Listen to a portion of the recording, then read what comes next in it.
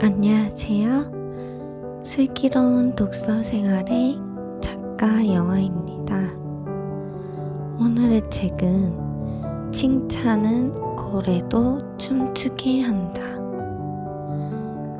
캠 블랜차드 지음, 조천재 옮김, 21세기 북스 출판사입니다. 잘한 일에 집중한다. 한참 동안 머뭇거리던 웨스는 데이브의 눈을 피하면서 말했다. 저는 애틀랜타에 살고 있고 상업용 보급품을 만드는 대기업에서 근무하고 있습니다. 여기 플로리다에는 사업 회의를 핑계로 며칠 쉬려고 왔죠. 하지만 호텔에서 동료 매니저들과 함께 있다 보니 다시 돌아가서 해결되지 않은 문제들에 시달리기 싫다는 생각이 자꾸 들더군요. 데이브는 웨스의 말에 흥미를 갖기 시작했다. 오랫동안 저는 직원들이 좋은 성과를 내도록 하는 일에 어려움을 겪어왔습니다. 웨스는 침통한 표정으로 말을 계속 이었다. 집안일도 마찬가지였고요. 아이들에게 집안일을 도우라고 하거나 학교 공부를 더 열심히 하라고 하는 것조차 쉬운 문제가 아니었죠. 그래서 절친한 친구에게 불평도 털어놓고 상의도 해봤는데 그 친구가 아주 좋은 제안을 해주더군요. 직장과 집 모두에서 문제가 있으니까 그 둘의 공통 분모를 찾으면 되지 않겠느냐고요. 그래서 그게 뭐였죠? 데이브가 물었다. 그 친구는 일이 잘 안 될 때마다 항상 누가 그 자리에 있었는지 생각해 본 적이 있나? 라고 묻더군요. 두 사람은 갑자기 웃음을 터뜨렸다. 제가 직장에서든 집에서든 효율적으로 문제를 처리하지 못한다는 사실은 저도 알고 있습니다. 웨스가 다시 심각한 표정으로 말했다. 이런 상태가 계속된다면 직장을 잃을지도 모르죠.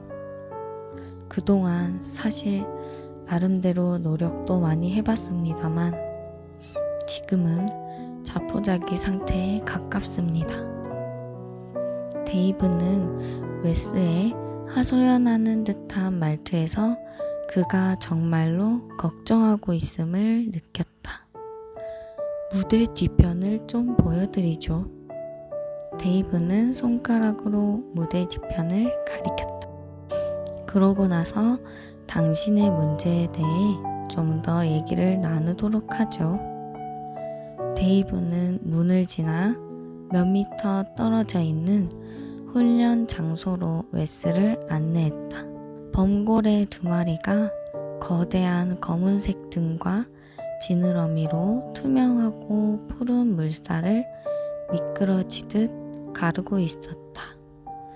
그 큰 덩치에서 폭발적인 힘의 잠재력과 함께 차분한 분위기마저 느껴졌다.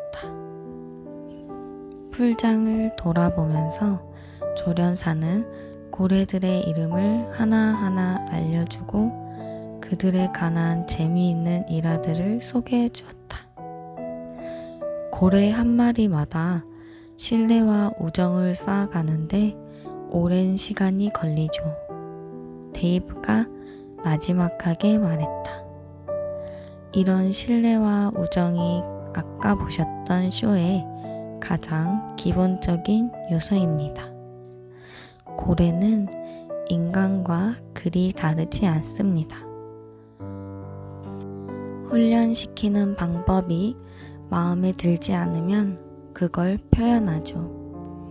당신은 관리자니까 사업에서 가장 중요한 것은 고객을 만족시키는 것이고 그것의 핵심적인 요소는 바로 직원들을 만족시키는 것임을 잘 아실 겁니다.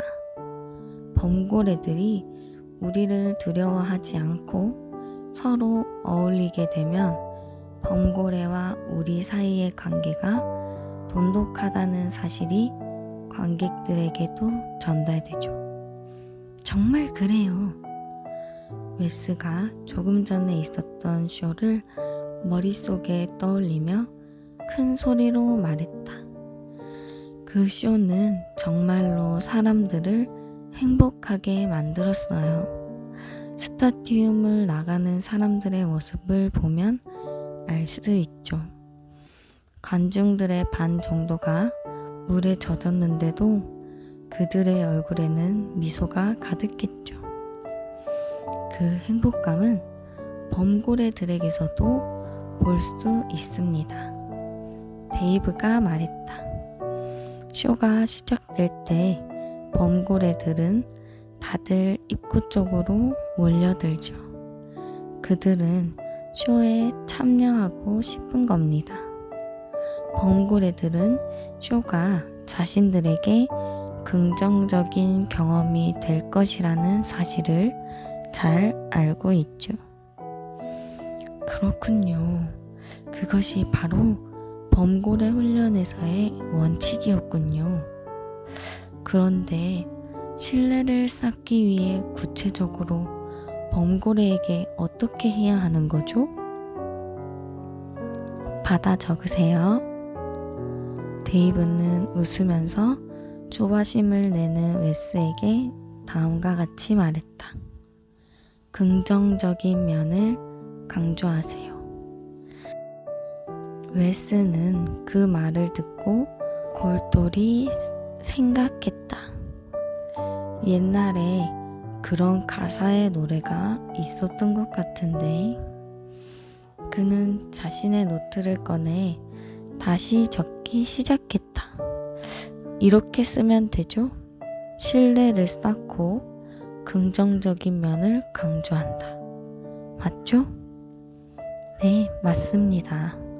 저희는 부정적인 행동이 아닌 긍정적인 행동을 강조하죠. 조련사들은 범고래가 요구한 것을 잘 해냈을 때 많은 관심과 주의를 기울입니다. 그거 괜찮은 말인 것 같군요.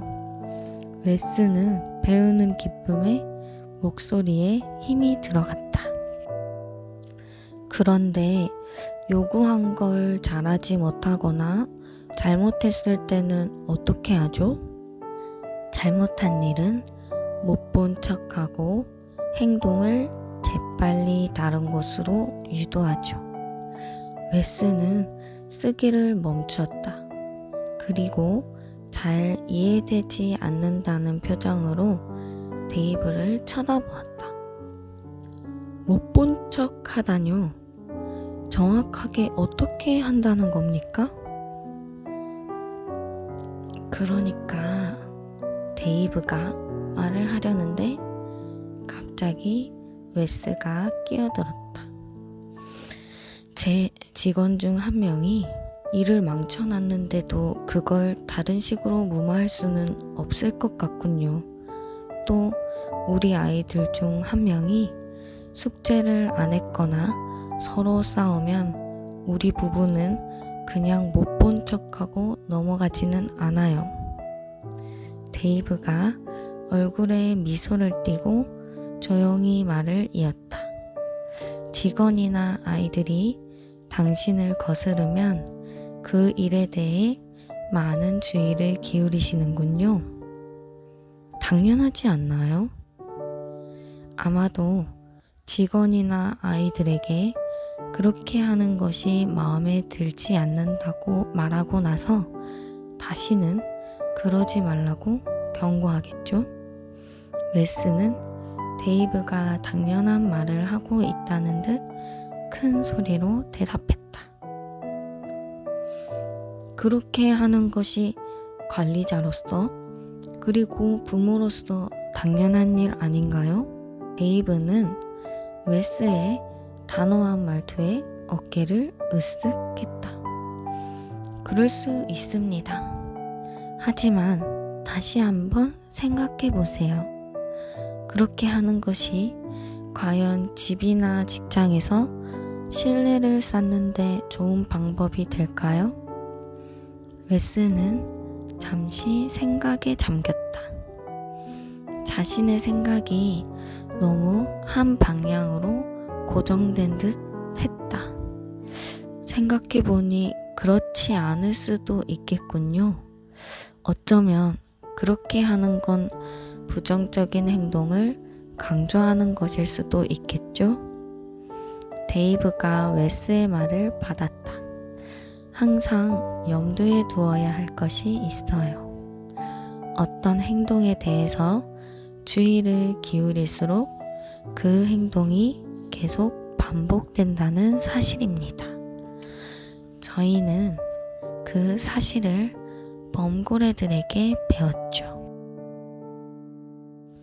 범고래들도 잘못한 일 대신에 잘한 일에 관심을 가져주면 올바른 행동을 더 많이 하게 됩니다. 그러니까 긍정적인 일에 초점을 맞추고 있다는 말씀이시군요. 그렇습니다. 하지만 단순히 범고래들이 쇼를 잘 하도록 하기 위해서 긍정적인 면을 강조하는 것은 아닙니다. 그렇게 하는 것은 그것이 옳은 일이기 때문이죠. 저희는 범고래들을 개별적으로 대합니다. 범고래들 모두 발전하고 이를 성취할 수 있는 무한한 가능성을 가지고 있기 때문입니다. 또한 우리를 친구로 받아들일 수 있도록 모든 노력을 기울이죠. 일단 우정이 형성되면 범고래와 우리 사이에 얼마나 신뢰가 쌓였는지 알아내기 위해 노력합니다.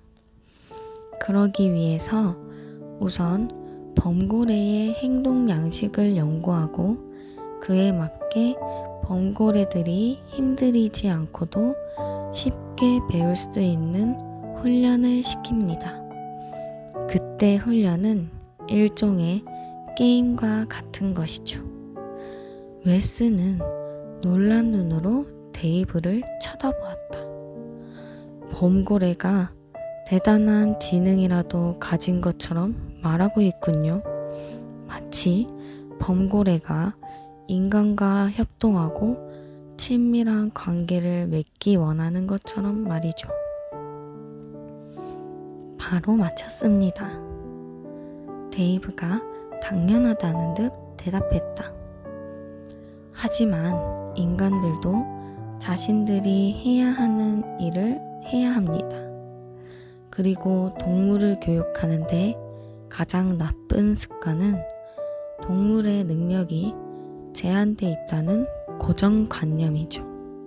인간이 동물에 대해서 생각하고 기대하는 것들이 동물의 반응이나 무반응으로 연결되기 때문입니다. 제가 많이 알지는 못하지만 지금까지 그와 같은 생각을 동물에게 적용시켰다는 예는 들어본 적이 없어요. 웨스는 아직도 믿기지 않는 듯 데이브를 쳐다보며 말했다. 그건 인간들이 동물들을 얕잡아 보기 때문입니다. 데이브가 계속 설명했다. 동물을 훈련시키는 정통적인 접근 방식은 월등한 존재인 인간이 열등한 존재인 동물에게 자신이 원하는 것을 하도록 만드는 것이었죠. 하지만 동물들은 인간의 마음을 놀랍도록 정확하게 읽어낼 수 있어요. 그들은 인간과 마찬가지로 인간의 기대에 부응할 수 있습니다. 당신이 요구한 것을 동물들이 해냈을 때, 비록 그것이 한 번이 되었다고 해도 놀랄 필요는 없어요. 이 범고래들은 우리에게 항상 불가능한 것을 기대하도록 가르쳐 주었습니다. 그 사실은 범고래보다 우리에게 더 많은 도움이 되었죠. 만일 동물에게서 아무런 반응이 없다면 그것은 인간이 좀 더 교육을 받아야 한다는 의미이지 동물이 더 교육을 받아야 한다는 의미가 아닙니다. 상식을 넘어서는 데이브의 말에 웨스는 놀랐다. 제 생각에 대부분의 사람들은 동물과의 관계뿐 아니라 인간 관계에서도 당신이 설명해준 그런 이해와 존경을 사용하지 않는 것 같군요. 웨스가 자신의 행동을 되돌아보며 말했다. 저도 지금까지 그래본 적이 한 번도 없어요. 이 범고래들은 정말로 놀라운 일을 해내고 있죠. 제가 만일 상대에 대해 존경을 표하는 이 사려 깊은 방식을 주변 사람들에게 적용하기만 한다면 관리자로서 뿐 아니라 남편과 아버지로서도 아주 놀랄만한 전환점을 만들 수 있겠다는 생각이 듭니다. 물론 굉장히 어려운 일이 되겠지만요. 바로 그거예요. 웨스의 동의에 데이브가 큰 소리로 말했다. 웨스는 노트에 뭔가를 좀 더 적더니 데이브를 보면서 궁금한 점을 말했다. 그런데 긍정적인 면에 초점을 맞추는 것이 중요한 건 알겠는데 잘못된 행동에 대해서 못 본 척 하라는 말은 잘 이해되지 않는군요. 데이브는 웨스의 질문이 당연하다는 듯 고개를 끄덕였다. 원치 않는 행동을 못 본 척 하라는 것은 아무것도 하지 말라는 뜻이 아닙니다. 전환이라는 의미를 놓치신 것 같군요. 맞아요, 전환. 웨스는 중얼거리면서 또 다시 받아 적었다. 그것에 대해 좀 더 말해주세요. 그건 에너지 관리에 관한 문제입니다. 데이브가 다시 설명하기 시작했다. 그건 우리의 관심을 조절하는 것부터 시작됩니다. 그에 대해서는 강력한 규칙이 있는데 꼭 기억하세요. 잘못된 행동을 유발하지 않도록 하기 위해서는 그 행동에 많은 시간을 허비하지 않는다. 대신 우리는 잘못된 행동에 쓰일 에너지를 다른 곳으로 전환시켜야 합니다. 에너지를 전환시킨다. 웨스는 데이브의 말을 받아 적으면서 중얼거렸다. 그런데 어떻게 전환시키죠? 상황에 따라 다릅니다. 만일 우리가 범고래에게 쇼에서 없어서는 안 될 행동을 요구하는 경우에는 시간을 두고 원래 의도했던 행동을 범고래가 잘할 수 있도록 기회를 다시 주면 됩니다. 그 외의 경우라면 범고래가 좋아하고 잘할 수 있는 다른 방향으로 전환하도록 하면 되죠. 두 가지 경우 모두 우리는 범고래가 에너지를 전환하면서 잘 해나가는지 살펴보아야 합니다.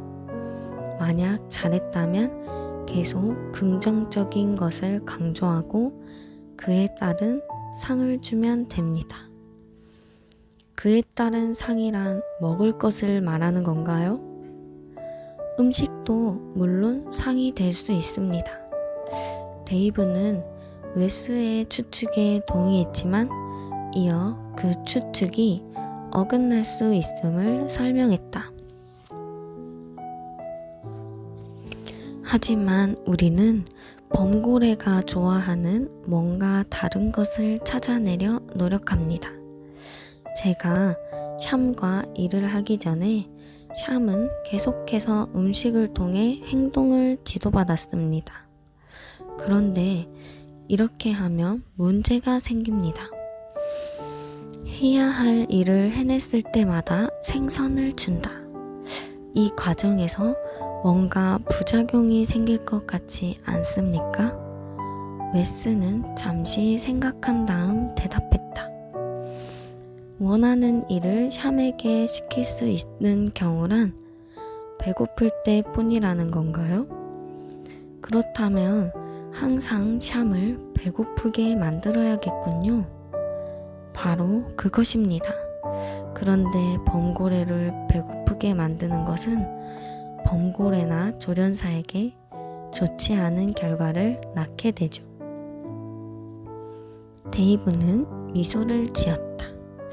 그래서 우리는 머리를 쓰다듬어 주는 것과 같은 행동을 통해 범고래가 다른 긍정적인 것에도 익숙해질 수도 있도록 만들어야 합니다. 범고래들은 만지고 쓰다듬어 주는 것을 좋아하죠. 우리는 범고래들이 자신들을 동기화시키는데 체벌을 사용하지 않는다는 사실을 명확하게 알고 음식 이외의 다른 상에 익숙해지기를 바라는 것이죠. 포상을 다양화한다. 그럴듯하게 들리는군요. 웨스는 자신이 적은 것을 보며 말했다. 그 생각을 제가 처한 상황에 적용시켜보면 범고래에게 음식이란 인간에게 있어서 돈과 같다는 생각이 드는군요. 돈은 단지 기본적으로 제공되는 것이죠. 만일 제가 당신의 방법을 사용해서 직원들의 업무 수행에 영향을 미치려고 한다면 돈 이외의 다른 동기물을 찾아야겠군요. 하지만 구체적으로 어떤 동기물이 있을지는 잘 모르겠어요. 어쩌면 당신과 샴이 제게 해답을 찾아줄 수 있을 거란 생각이 드는군요.